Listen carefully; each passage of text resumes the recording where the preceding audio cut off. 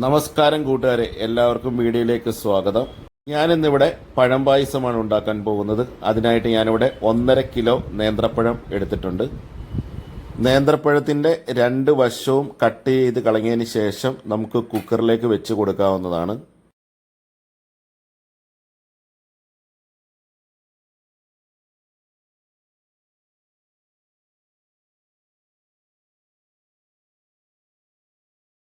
പഴത്തിൻ്റെ 2 വശവും നമ്മൾ കണ്ടിച്ച് കളഞ്ഞിട്ടുണ്ട്. അത് ഇതേപോലെ ഒരു കുക്കറിൽ വെച്ചു.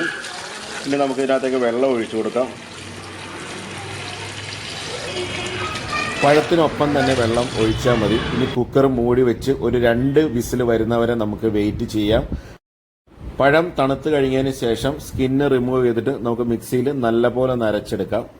അരച്ചെടുക്കാൻ വെള്ളം ആവശ്യമാണെങ്കിൽ നമ്മൾ പഴം വേവിച്ച വെള്ളം കുക്കറിൽ നിന്ന് എടുത്ത് ഉപയോഗിക്കുക. ഒരു ഉരുളി അടുപ്പത്തേക്ക് വെച്ചിട്ടുണ്ട്. ഉരുളി ചൂടായി വന്നതിന് ശേഷം നമുക്ക് കുറച്ച് നെയ്യ് അതിനകത്തേക്ക് ഒഴിച്ചു കൊടുക്കാം. നെയ്യ് നന്നായിട്ട് ചൂടായി വരുമ്പോൾ നമുക്ക് തേങ്ങാക്കൊത്തൊന്ന് വറുത്തെടുക്കാവുന്നതാണ്.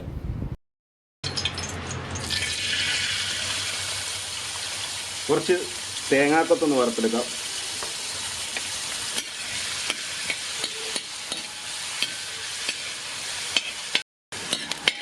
തേങ്ങാക്കൊത്തൊക്കെ നന്നായിട്ട് വറുത്തെടുത്തിട്ടുണ്ട്. അതിൻ്റെ നിറമൊക്കെ ഒന്ന് മാറി വന്നിട്ടുണ്ട്. ഇനി നമുക്ക് കോരി മാറ്റി വെക്കാം. പുഴുങ്ങിയ പഴം നല്ലപോലെ മിക്സിയിലടിച്ച് വെച്ചിട്ടുണ്ടായിരുന്നു.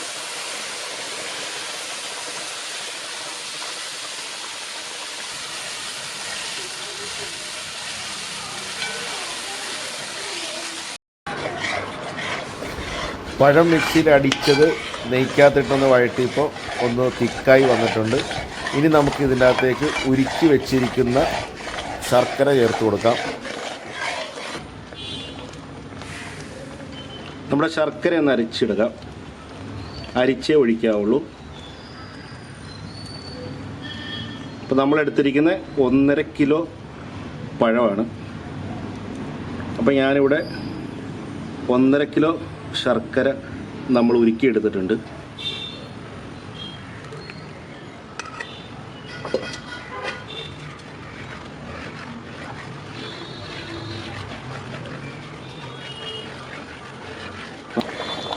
പഴവും ശർക്കരയും കൂടെ നന്നായിട്ട് അങ്ങോട്ട് മിക്സ് ചെയ്ത് ഇപ്പോൾ നമ്മളൊരു 10 മിനിറ്റോളം കുക്ക് ചെയ്തു. ഇനി നമുക്കിതിൻ്റെ അകത്തേക്ക് തേങ്ങയുടെ 2ാം പാൽ ഒഴിച്ചു കൊടുക്കാവുന്നതാണ്. ഇതാണ് അപ്പോൾ നമ്മുടെ ആ ശർക്കരയിലുണ്ടായിരുന്ന വെച്ചാൽ വെള്ളമൊക്കെ വറ്റി ഇപ്പോൾ ഒന്ന് കുറുകി കിട്ടിയിട്ടുണ്ട്. അപ്പോൾ ഇനി നമുക്ക് 2ാം പാൽ ചേർത്ത് കൊടുക്കാം.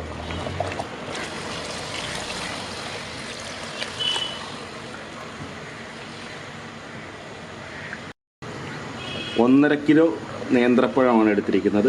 1.5 കിലോ നമ്മൾ ശർക്കര എടുത്തിട്ടുണ്ട്. ഇപ്പോൾ ഒരു 2.5 തേങ്ങയുടെ പാല്, അതിൽ 1ാം പാലും 2ാം പാലും. 2ാം പാൽ ഒഴിച്ചു കൊടുത്ത് നമ്മളിപ്പോൾ ഏകദേശം ഒരു 10 മിനിറ്റായി. ഇപ്പോൾ പായസം ഒന്ന് കുറുകി വന്നിട്ടുണ്ട്. ഒരു അല്പവും കൂടെ ഒന്ന് കുറുകാനുണ്ട്. നമ്മൾ ഇതേ കൂട്ട് തവിയിൽ കോരി ഒഴിക്കുമ്പോൾ നൂല് പോലെ വരണം. ഇപ്പോൾ ഏകദേശം ആയിട്ടുണ്ട്. നമുക്കൊരു 1 മിനിറ്റോ ഒരു 1.5 മിനിറ്റും കൂടെ ഇതേ ഫ്ലെയിമിൽ നമുക്ക് ഇതേ കൂട്ടൊന്ന് കുക്ക് ചെയ്യാം. പായസം ഒന്ന് കുറുകി ഇപ്പോൾ അത്യാവശ്യം തിക്കായിട്ടുണ്ട്. ഇനി നമുക്ക് ഫ്ലെയിം കുറച്ച് വെച്ച് 1ാം പാൽ ചേർത്ത് കൊടുക്കാവുന്നതാണ്.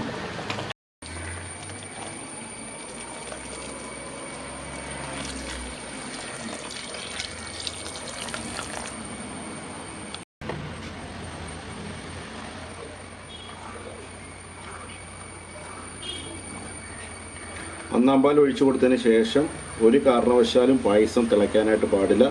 അപ്പോൾ നമ്മൾ ഇളക്കി കൊടുത്തുകൊണ്ടേയിരിക്കുക. ഇനി ഇതിൻ്റെ അകത്തേക്ക് ഒരു സാധനം കൂടെ ചേർത്ത് കൊടുക്കണം. നമുക്ക് ഇതിൻ്റെ അകത്തേക്ക് ജീരകപ്പൊടിയാണ് ചേർത്ത് കൊടുക്കുന്നത്. അപ്പോൾ ഞാൻ കുറച്ച് 1ാം പാൽ ബാലൻസ് വെച്ചിട്ടുണ്ട്. അതിൻ്റെ അകത്തേക്ക് നമ്മളിത് ഇത്രയും ഒരു 1/2 ടീസ്പൂൺ ജീരകത്തിൻ്റെ പൊടി ഇതിനകത്തേക്ക് ചേർത്ത് കൊടുക്കാം. ഈ 1ാം പാലിലേക്ക് ചേർത്ത് കൊടുത്ത് മിക്സ് ചെയ്ത് അതിൻ്റെ അകത്തേക്ക് ഒഴിച്ചു കൊടുക്കാം പായസത്തിലേക്ക്.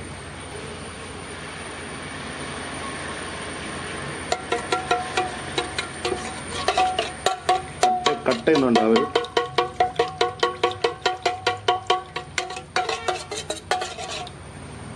പിന്നെ നമുക്ക് ഒഴിച്ചു കൊടുക്കാം.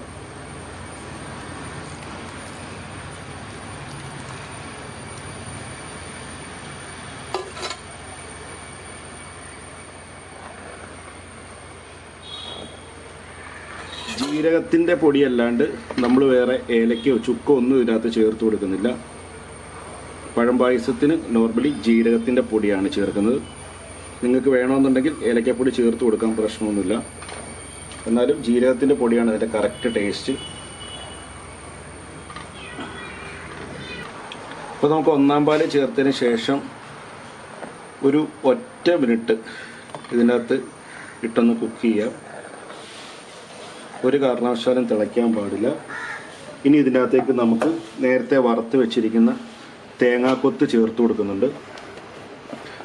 നിങ്ങൾക്ക് വേണമെന്നുണ്ടെങ്കിൽ അണ്ടിപ്പരിപ്പോ കറുത്ത മുന്തിരി എന്ത് വേണമെങ്കിലും ചേർത്ത് കൊടുക്കാം. ഞാനിവിടെ തേങ്ങാക്കൊത്ത് മാത്രമേ ചേർത്ത് കൊടുക്കുന്നുള്ളൂ.